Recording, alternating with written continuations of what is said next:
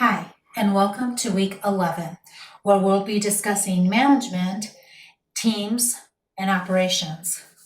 Management and teams are some of my favorite topics, and we're going to be talking about business culture, and that is so important in any business, is the culture in which the business operates, how they interact with their customers, their suppliers, their employees, and really that is the role of management.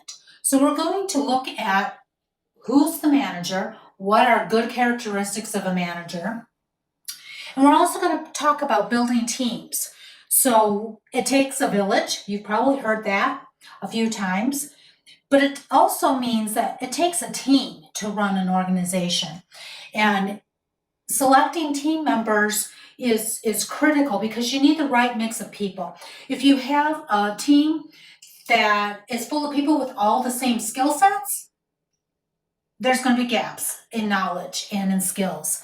So you need a good mixture of everybody and all their different skills that they bring to the table. And knowing each one of your team members' specialized skills, where they excel, and being able to put them in those leadership positions is all part of the company culture and the role of management. And then also within teams is instilling a sense of creativity.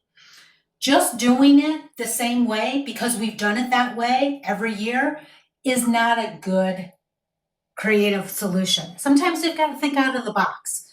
And it's during those, I call them spitballing sessions, where you just sit down and you talk about ideas and you get creative. And sometimes they're way out there that are so far-fetched that are never going to happen. But it's through this process that you kind of get a sense of, okay, this can't happen, but maybe this can.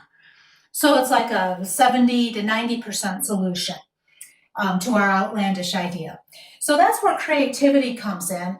And I always like to stress that having a good mixture of creatives and then people who know how to get stuff done is the best type of team composition you can have. Because if you have everybody who on your team that's so creative, they have wonderful ideas, you're never going to get across the finish line. But if you have everybody who's just task oriented and can get things done and get projects across the finish line, they're probably going to be dull projects and they won't be as creative as they could be. So it really is a good combination of a lot of different thinkers, visual and spatial thinkers, as well as those thinkers who are more in tune with written text. And then lastly, we're going to talk about operations and process flows. When I was working through my process flows for Quantax, I had a huge butcher block or butcher paper, I guess would be called, on my wall in my conference room.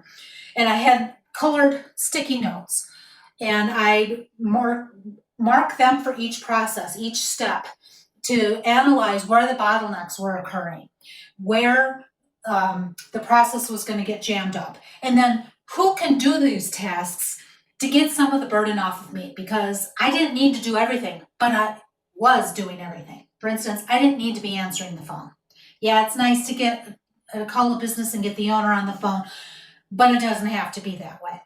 So where can you, in your operations, free up your time so it's better spent on management things that other people can't do for you? And that's really what process flow is looking at, in efficiency and finding where those bottlenecks are and relieving those bottlenecks. And then the assignment this week is a discussion board where you're going to be leading a team in a real world entrepreneurial setting. So this gives you a chance to think about how you would lead this team, how you would comprise the team, build it, post your ideas to the discussion board, and then you'll get a chance to read all your classmates' ideas on the same thing and respond to them. So I think it's a great exercise to build that community. It's one of our last assignments in the course, and really hone in on that team building and getting other students, other entrepreneurs, perspectives on how they would build a team. So I hope you enjoy the material as much as I've enjoyed preparing the lectures.